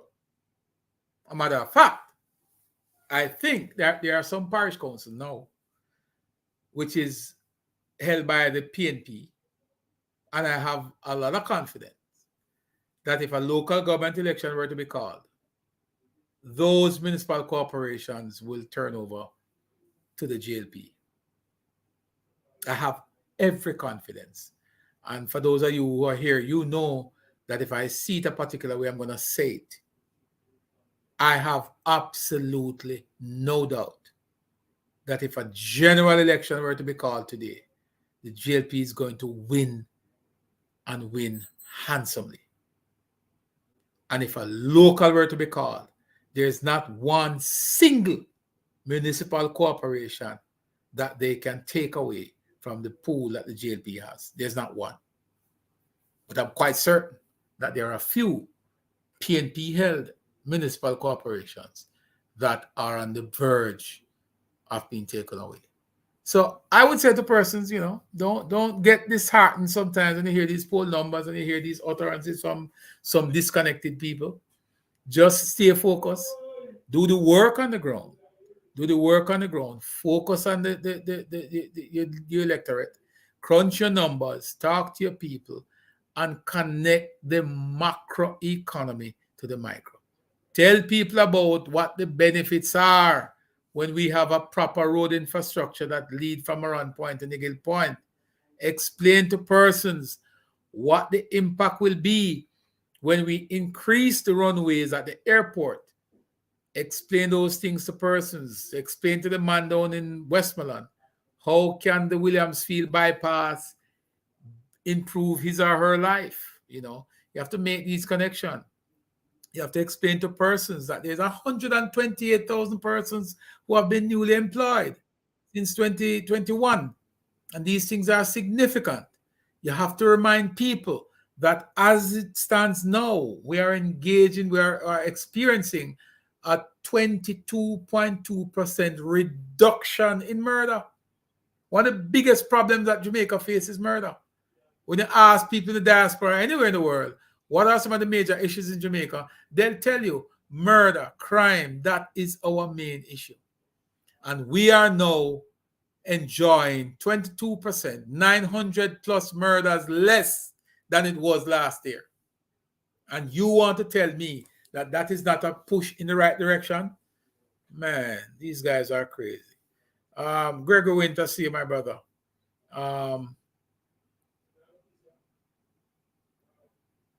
What are they dragging their feet with? I don't know who is dragging their feet. Oh, well, I don't know what that conversation is about. But anyhow, nobody seemed to take up the bait of calling to voice your opinion on these issues. We're gonna close out. We're 8 minutes. 8 minutes overtime. So we're gonna wrap it up. We're gonna say thanks to everybody for joining us. Thanks to the council caretakers, Mr. Junior Clark from the Petersfield Division down in Westmoreland Central, and to Miss Altricia Maitland from Westmoreland Western, and she's at the Sheffield Division. I want to say thank you to both of them for joining us. Thank you, everybody, for tuning in and hanging with us. We haven't hung out in a minute, so it's a good thing that you guys are here in live and living colors. Judith Dale, good to see you. Colonel Chris One, big up yourself. Cheryl Wallace, it's been a minute. How you doing, Cheryl? I trust that all is well. Kenroy Thomas, big up yourself. Always remember, folks, that tomorrow, we're going to be on tomorrow again, but let me just end this real quick. We're going to be on tomorrow again. And we're gonna be having some robust discussions tomorrow. So stick and stay. Tomorrow is gonna be fun. Cheryl, good to see you again. Gregory, what are you talking about here, my brother? The street is calling, and I'm gonna go. Norm Duval, big up yourself, my brother. Michelle Wildman, big up yourself. Good to see you again, Cheryl Wallace. It's been a while. Gravish, big up yourself. Nerval Richie, big up yourself. Warren Brooks, what's going on with you? Samuel L. Campbell, big up yourself. Jamaica little, but we Talawa. We're boasting the fastest recovery in the Western Hemisphere. Now, when you hear people like this guy nationwide tell you about country going in the wrong direction, and I want to ask him this question. For a country that is doing the things that we are doing now, how do you come to such conclusion? But you never know, eh? Baron Dixon, big up yourself. Maypen West, JLP, big up yourself. Infamous MJ, big up yourself.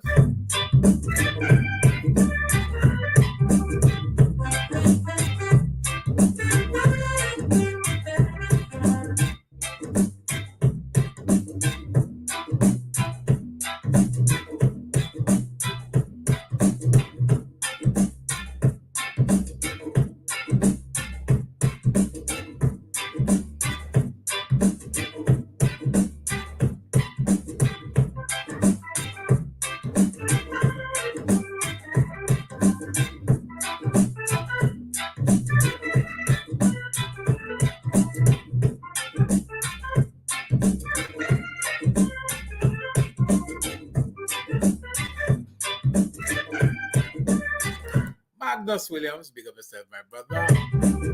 Big Steve in the building. Rick Taylor, what's going on? Mr. Walters, the Darleston Division, you're in the building. You're going to be up next, Mr. Godfrey. Shanti Johnson, what's going on, Miss Johnson? Big up yourself. The movie star is in the building. Patricia Webb, what's going on, Patricia?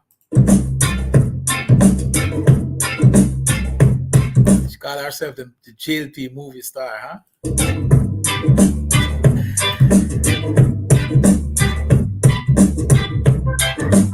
They call this episode How the West Will Be Won.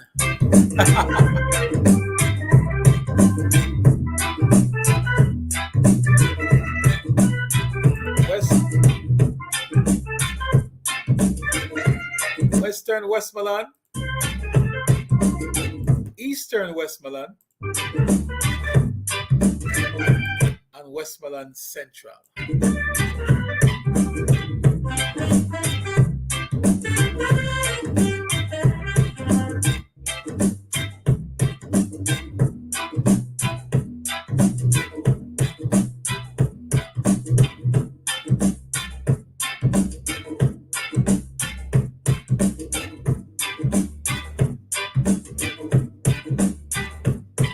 Yeah, man, good night to you all. It was a pleasure bringing this to you again. Join us tomorrow. We're going to be on tomorrow, folks. Barry Foster, big up yourself. The great Barry Foster himself. We're going to be on tomorrow, guys. And we're going to take your calls.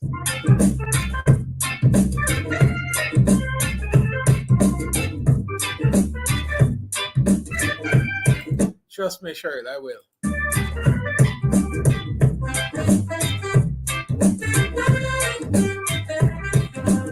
JJ Ham, big up yourself. If you can't be good, guys, be careful. We'll be on in the morning time, my brother, early in the morning.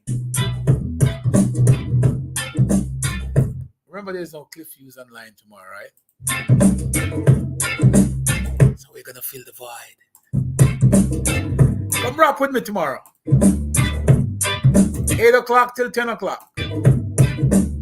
We'll take your calls.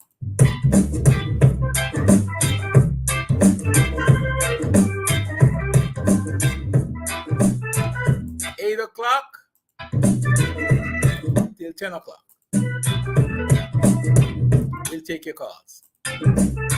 All morning.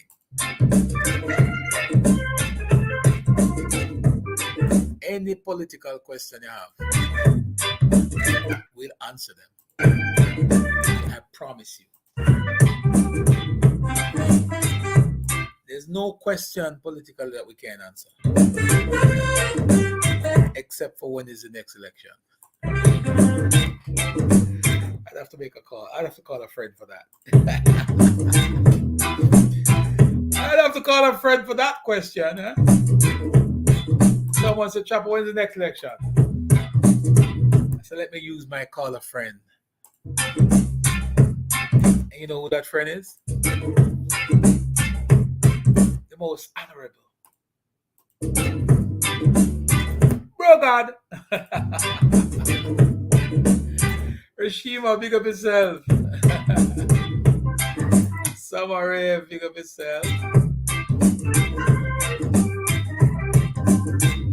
Selvin Thomas, big up yourself. Leroy Evans, big up yourself. We appreciate you all coming through. Michelle Wildman, big up yourself. Big Steve is in the building, big up yourself. Make sure you all share that YouTube channel. Get those numbers up over on the YouTube channel. Can you all do it? Until we link up again in the AM. This is yours truly. Signing off until tomorrow in the AM. We'll talk again. J Ham, big up yourself. Molly Foster, see you in the morning.